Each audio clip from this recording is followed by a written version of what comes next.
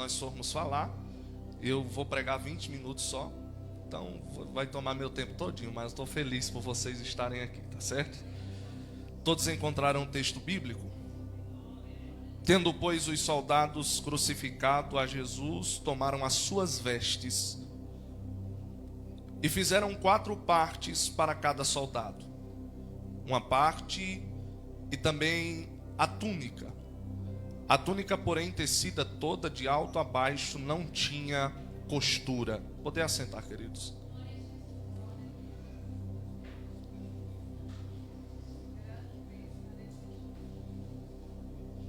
O capítulo 19 do Evangelho escrito por João narra a crucificação de Cristo e os atos que aconteceram na crucificação.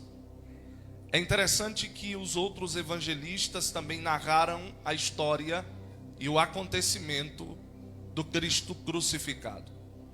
Mateus escreveu de ouvir, pois não foi ele uma testemunha ocular da crucificação, tendo se distanciado por algum momento de Cristo quando mesmo fora preso. Marcos também registrou o ato da crucificação, porém não registrou porque viu, mas Pedro que lhe contou aquilo que viu, aquilo que ouviu. Mas temos também Lucas. Lucas não escreveu porque viu, Lucas escreveu porque buscou informações e os irmãos lhe contaram como foi o ato da crucificação. Mas João escreve com precisão, pois ele não foi apenas aquele que escreveu o que ouviu, mas ele escreveu aquilo que ele presenciou. Uma das pessoas que estava aos pés da cruz era João. E João escreve com riquezas de detalhes aquilo que aconteceu. É interessante, queridos irmãos, que o versículo de número 23 ao versículo de número 24, nós temos uma perícope. O que é uma perícope?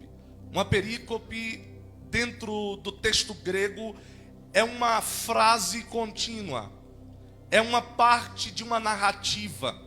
E dentro desta perícope tem aqui o ato dos soldados para com o Cristo crucificado.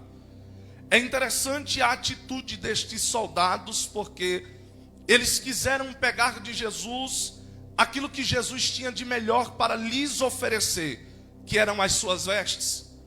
Eles não pegaram estas vestes simplesmente pelo fato de quererem ter aquilo que Cristo vestiu, mas por pensarem em se dar bem com aquilo que chegaria em suas mãos.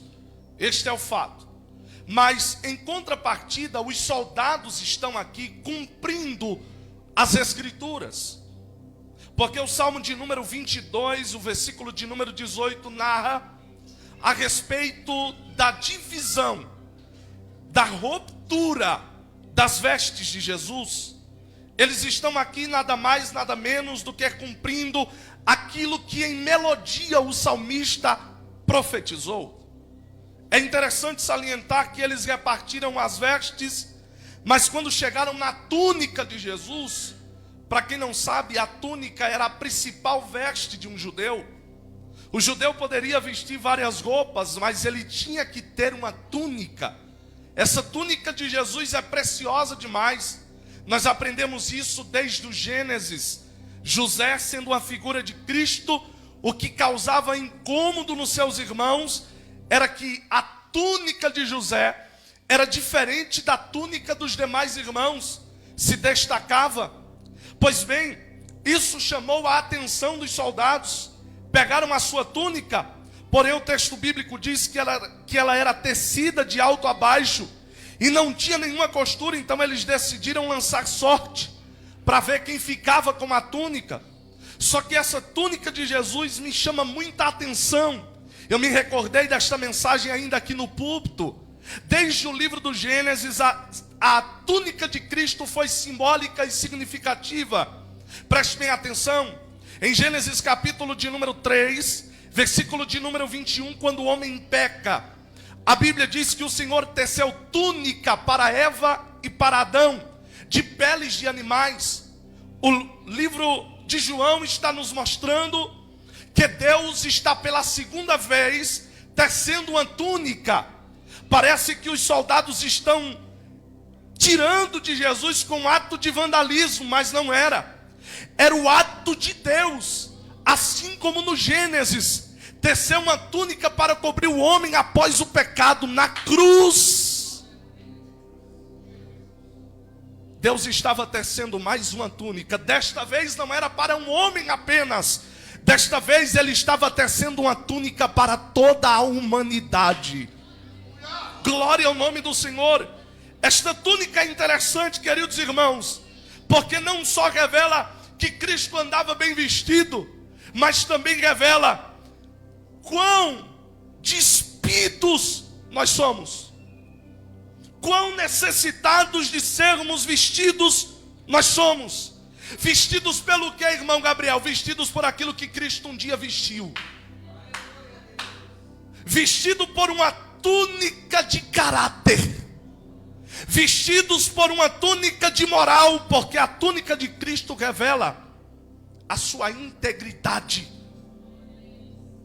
A túnica de integridade para vestir pessoas miseráveis. Vestir o mais vil pecador. A túnica de perfeição para vestir os imperfeitos. Nós somos agraciados por Cristo com as suas vestes. Porque até então a Bíblia revela que tipo de vestes nós já tínhamos. Se não, vejamos, o profeta Isaías, no capítulo de número 64 do seu livro, verso 6, ele diz que toda a nossa justiça é semelhante a trapos de imundícia. Era assim que nós andávamos, vestidos de trapos. E os trapos que nós estávamos vestidos revelam a nossa justiça, a nossa integridade e o nosso caráter. Como a nossa justiça era corrompida, maligna, e estava totalmente influenciada pelo pecado, a Bíblia trata como vestes de imundícia. Aquele que era santo, aquele que era perfeito, decidiu cobrir a minha vida e cobrir a sua vida também. As vestes de Cristo serviriam, sem saber, para cobrir com integridade a vida daqueles soldados. Se eles confessassem a Cristo semelhante ao ladrão que o confessou na cruz, aquele ladrão estava despido um tanto quanto Cristo. Estava envergonhado no madeiro. Mas quando ele olhou para Jesus e disse: Senhor, lembra-te de mim quando entrares no teu reino, Jesus pegou as vestes e disse: essa veste aqui vai vestir você. Aí eu já tenho uma ideia em mente e uma pergunta: quais são as pessoas e que tipo de pessoa essas vestes de integridade, de caráter e de moral podem vestir? Essas vestes, elas podem vestir o preto, mas elas também vestem o branco. Essas vestes aqui vestem o rico, mas também vestem o pobre. Essas vestes aqui, ela pode vestir o homem religioso, mas ela também pode vestir aquele que está à sarjeta sem um bocado de pão para comer. Essas vestes não faz acepção de pessoas. Essas vestes aqui vestem mulheres de alto padrão, mas também vestem prostitutas, porque as vestes de Jesus é para todos. Jesus decidiu cobrir a minha nudez, cobrir a sua nudez com o seu caráter e com a sua moral. Nós que somos seres arrogantes, achamos que somos justificados por Deus pela nossa justiça. Não é pela justiça dele. Quando o Senhor olha para nós, Ele vê, Ele está vestido com a túnica que o meu filho teceu para que ele vestisse. Assim como Adão foi vestido por pele de cordeiro, depois de pecar, Jesus na cruz era o cordeiro, e nós somos vestidos pelas suas vestes. Alabaraia shurimi calabácia.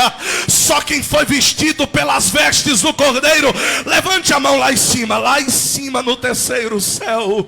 Deixe-me liberar uma palavra profética sobre a sua vida. Talvez você entrou aqui despido, talvez estejam pessoas lá na tua casa despidas, mas nesta noite as vestes do cordeiro vai cobrir as tuas imperfeições. Alai oxeri calabácia. Glória a Deus. É por isso que a recomendação bíblica em Eclesiastes capítulo 9 versículo 8 é: em todo tempo sejam alvas as tuas vestes. Porque a Bíblia está dizendo que as vestes têm que ser alvas? Porque uma vez vestidos pelas vestes do Cordeiro, nós temos que nos manter puros, santos, incontamináveis. É o mínimo que eu posso fazer. É o mínimo que você pode fazer. Imagine um dia de frio. Imagine lá nas ruas de São Paulo, que é um dos lugares que tem um frio denso.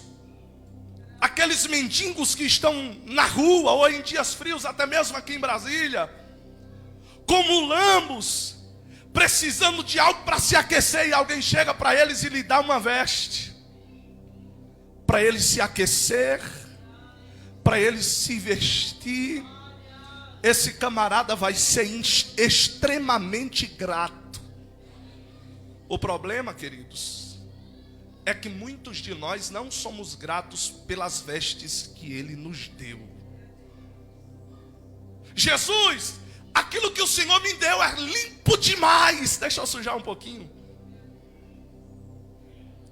Jesus, aquilo que o Senhor me deu é puro demais. Deixa eu lambuzar um pouco no pecado. Da mesma forma que Ele deu, Ele tira. Porque Ele é soberano e tudo está nas palmas de sua mão.